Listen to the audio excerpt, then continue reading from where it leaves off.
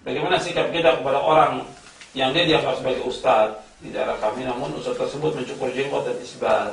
Ya diingatkan dengan cara yang baik, karena mungkin dia belum paham atau dia sudah paham dalilnya, cuma dia terbawa pengaruh dengan lingkungan. Sebab jenggot ini merupakan ciri, bukan hanya ciri aja, jenggotnya fitrah. Jenggot ini bagi laki-laki fitrah. Fitrah. Artinya orang kalau dia memelihara jenggot sesuai dengan fitrahnya. Seperti khitan bagi laki-laki itu fitrah. Makanya orang kafir, ya itu sebagian ada yang mengikuti fitrah, dia juga disunah. Meskipun dia nggak masuk Islam, karena itu fitrah. Fitrah.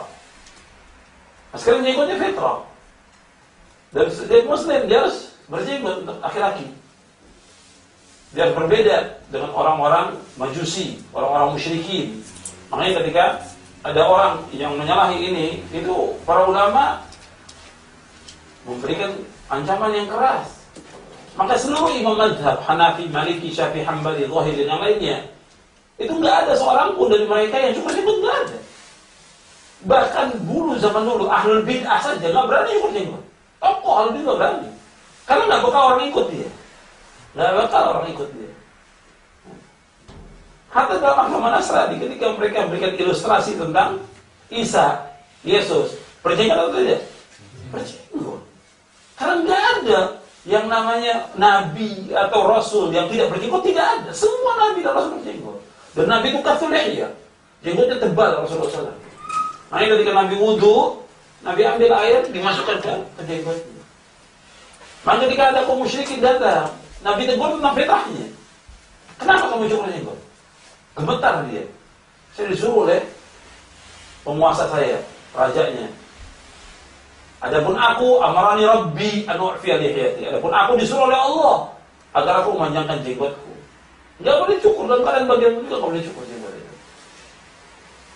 Hukumnya haram. Maka sepakat seluruh ulama tentang haramnya mencukur jenggot. Sepakat semua, Imam Hanafi, Maliki, Syafi'i, Hambali, Zahiri dan yang lainnya sepakat tentang haramnya cukur jenggot. Jadi ketika dia ada orang mengatakan bahwa dia sebagai seorang dai itu usah cukur jenggot, ini aib dan tercela. Begitu juga kalau dia isbal, dia ingatkan bahwa nggak boleh isbal, hukumnya haram. Jadi ini yang seperti ini sebenarnya mestinya sudah diketahui. Saya sebutkan nanti kalau anda mau baca dalilnya, keterangannya tentang haramnya mencukur jenggot, anda bisa baca buku saya Panduan Keluarga Sakinah. Panduan Keluarga Sakinah. Di situ saya sebutkan tentang pelanggaran-pelanggaran yang terjadi dalam pernikahan. Nah, di antara pelanggaran pernikahan, orang ketika akan menikah biasanya cukur jenggot. Kadang-kadang orang tua maksa cukur jenggot, nggak boleh taat pada orang tua. Nah, di situ saya bawakan dalilnya. Kalau mencukur jenggot itu pertama menyerupai orang-orang kafir, menyalahi perintah Allah, menyalahi perintah Rasulullah. Kemudian dengan cukur jenggot dia sama dengan perempuan. Sedangkan tasyabbuh bin nisa, menyerupai wanita nggak boleh. Perempuan nggak ada yang berjenggot, kalau perempuan berkumis saja. Jadi ini fitrah, laki-laki berjenggot. Dan di situ juga menimbulkan hibah. Jenggot itu hibah, artinya mempunyai wibawa orang berjenggot itu. Ada wibawanya yang berjenggot itu. Dan dia mengikuti perintah Allah Rasulnya, dan insya Allah dengan itu dia mendapatkan pahala dari sunnah Nabi, mengikuti sunnah itu. Jadi tolong diingatkan dengan cara yang baik. Dibawakan aja buku itu.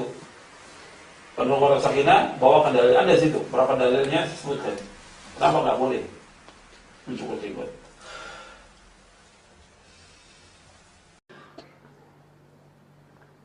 Apakah boleh melakukan sedekah dengan harapan mendapatkan balasan dalam jumlah yang lebih banyak dari Allah? Contoh sedekah 100.000 berharap 1 juta.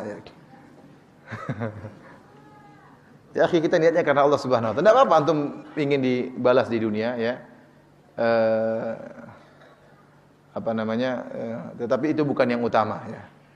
Yang utama adalah karena apa? Karena Allah Subhanahu. Allah mengatakan, "Wa ma anfaqtum min syai'in fa huwa yukhlifuh." Apa sih yang kalian infakkan pasti Allah ganti. Pasti Allah ganti. Jadi kalau kita sedekah pasti diganti dengan Allah Subhanahu wa taala. Tapi tujuan kita karena Allah Subhanahu wa taala.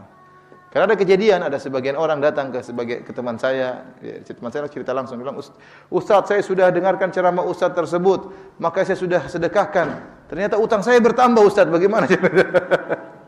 Katanya akan diganti dalam waktu sekian berapa kali lipat, ternyata sampai sekarang enggak, semakin terlilit utang. Ini saya dikejar-kejar bank sekarang ya.